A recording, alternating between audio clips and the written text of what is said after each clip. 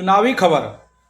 आज हम बिहार विधानसभा से संबंधित कुछ चुनावी खबर आपको सुनाने जा रहे हैं।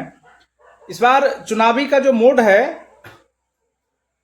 थोड़ी अलग तरीके से होगी और इस बार उम्मीदवार को भी थोड़ा फायदा है। जो पहले प्रचार करने के लिए बहुत लंबा दूर बूथ से, जहां बूथ होता था वहां से आप लंबा दूर अपना जो बूथ का केंद्र रखते थे, जो प्रचार के उम्मीदवार होते थे, उनके लिए भी ये खबर है। और खबर उनके लिए भी है आज जो मोबाइल पहले कहते थे कि नहीं मोबाइल नहीं ले जाइए, तो आप बूथ तक मोबाइल लेकर जा सकते हैं, इसके लिए भी खबर है। और दूसरी बात, मोबाइल के साथ साथ मोबाइल पर अब ऐसे ही ऐप उपलब्ध रहेगा जिसके जितने भी चुनाव पदाधिकारी हैं, जितने ऑफिसर है, पिछला चुनाव है आदि के बारे में जानकारी उपलब्ध रहेगी। तो आज हम चुनाव संबंधी जानकारी कुछ लेकर आए हैं। उससे पहले आप सभी का हमारे चैनल सेल्फी सोल्यूशन पर स्वागत, अभिनंदन, वंदन है। बिहार विधानसभा चुनाव इस साल के अंत तक होने हैं। उनकी बैठक की प्रक्रिया, उनका तैयारी का जोर शोर शुरू हो गया है। उसी क्रम में मुख्य चुनाव आयुक्त जो है गणेश कुमार, उन्होंने बैठक की और उसमें 2-3 बातें का निर्णय लिया गया। पहला तो ये कि जो उम्मीदवार है ना, वो अपना बूथ प्रचार केंद्र बना सकेंगे। 100 मीटर के अंदर में अपना बूथ प्रचार जो केंद्र है, यानी जहां चुनावी स्थल है, जहां बूथ स्थल है, जहां चुनाव होना है, उसके 100 से मीटर की दूरी पर अपना उम्मीदवार चुनाव बूथ प्रचार का जो केंद्र है ये बना सकेंगे। उसके लिए कोई रोक टोक नहीं है। पहले ये बहुत दूर होता था, तो पहला वही है। दूसरा खबर है कि जो मोबाइल के कारण का बहुत लोग ऐसे भी थे, नया युवा पीढ़ी, मोबाइल के कारण मोबाइल नहीं ले जाने दिया जाता था, जिसके कारण बूथ पर मतदान डालने नहीं जाते थे। तो इस बार जो आप मोबाइल लेकर जाएंगे तो जा सकते हैं, लेकिन जब आप अंदर जाने लगेंगे तो वहां आपको मोबाइल जमा कर देना पड़ेगा। इस बार चुनाव आयोग की तरफ से एक मोबाइल जमा केंद्र स्थापित होगा, यानी एक मोबाइल जमा केंद्र खोला जाएगा और वहां आपको मोबाइल जमा कर देना पड़ेगा। तो इस बार यह सुविधा है कि सरकार की तरफ से, या यूं कहें तो चुनाव आयोग जो गणेश कुमार है, उन्होंने चुनाव पदाधिकारी को यह आदेश दिया है, जो एक चुनाव बूथ पर, जहां बूथ हो रही है वहां आप एक बॉक्स बनाइए और वहां जो मतदाता वोट कराने के लिए आ रहे हैं, बुजुर्ग हो, किसी का भी मोबाइल आप वहां जमा कर लेंगे तो यह जमा हो जाएगा।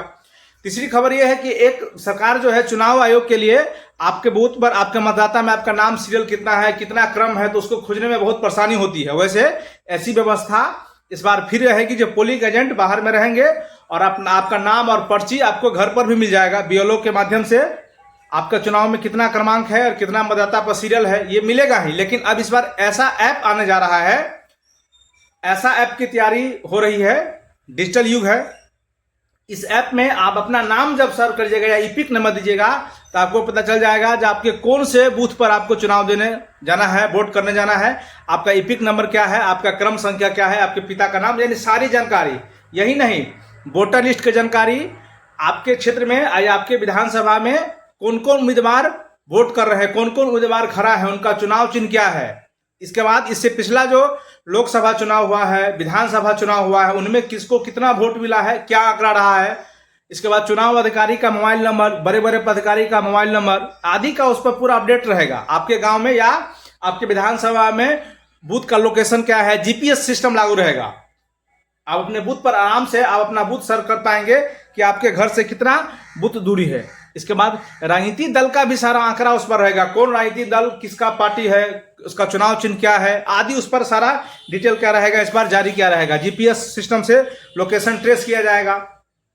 चुनाव संबंधी पूरा विवरण रहेगा, मतदान पत्र रहेगा, मतदान पंजी रहेगा, वोटर लिस्ट रहेगा, पूरी जानकारी एक ऐप पर होगी। इसके लिए अभी तक जो था उसके लिए अलग अलग ऐप था। चुनाव पदाधिकारी के पास अलग ऐप होते थे और जनसामान्य के पास अलग ऐप होता था, लेकिन इस बार ऐसा नहीं है, एक ही ऐप बनाया जा रहा है। ऐप जून महीने में लॉन्च करने की बात हो रही है। और सबसे बड़ी बात यह है कि चुनाव आयुक्त, चुनाव विभाग श्री गणेश कुमार जी ने कहा है कि यह ऐसा ऐप होगा कि अगर एक बार में उसको 1 करोड़ से अधिक लोग अगर एक बार में उसको सर्च करेंगे तो उतना काम कर पाएगा। क्योंकि अक्सर ऐप ऐसा होता है कि जो ही ज्यादा सर्च होने लगता है तो फॉल्ट होने लगता है या एरर होने लगता है। तो इस बात को देखते हुए इस बार ऐप को इस तरह से डिजाइन किया जा रहा है कि एक बार में 1 करोड़ से भी अधिक लोग उसको अगर आप सर्च करेंगे या काम करेगा तो वो आसानी से क्या करेंगे, काम करेगा। और पिछले बार अभी जो हम लोग देखेंगे तो पूरे बिहार में 1500 मतदाता पर एक बूथ हो गया। उस हिसाब से पूरे बिहार में 77 यानी 77,985 बूथ है। लेकिन इस बार बूथ की संख्या बढ़ेगी क्योंकि 1000 पर एक बूथ करने की बात हो रही है। और बहुत से लोग ऐसा भी कहा है, 6 पॉइंट से अधिक लोग कहा है कि बूथ अधिक, मतदान केंद्र जो है सो अधिक दूर होने के कारण हम वोट देने नहीं जा रहे हैं। तो इस बार चुनाव आयुक्त इस पर भी विचार कर रहा है, खासकर शहरी कॉलोनी में, कि कॉलोनी से बाहर लोग, जहां जहां बराबर अपार्टमेंट है वहां से बाहर लोग वोट डालने के लिए घर से बाहर नहीं जाते हैं या बहुत दूर होने के कारण नहीं जाते हैं। ऐसा 6% से अधिक लोगों ने कहा है कि हम चुनाव इसीलिए नहीं वोट देने के लिए गए क्योंकि बहुत दूर था। ये खासकर शहरी में है। तो इस बार जो चुनाव आयुक्त है, मतदान केंद्र शहर के अपार्टमेंट में जहां जहां घनी आबादी है और जहां जहां अपार्टमेंट है, सब जगह अलग अलग तरीके से अपार्टमेंट में अलग अलग मतदान केंद्र स्थापित करने के लिए जा रहा है। और कुछ लोगों ने ऐसा भी कहा है, 3% लोग ऐसा भी कहे हैं कि मतदान में लंबा जो लाइन लगा रहता है, लंबा कतार लगा रहता है, उसके कारण भी हम वोट डालने के लिए नहीं जाते हैं।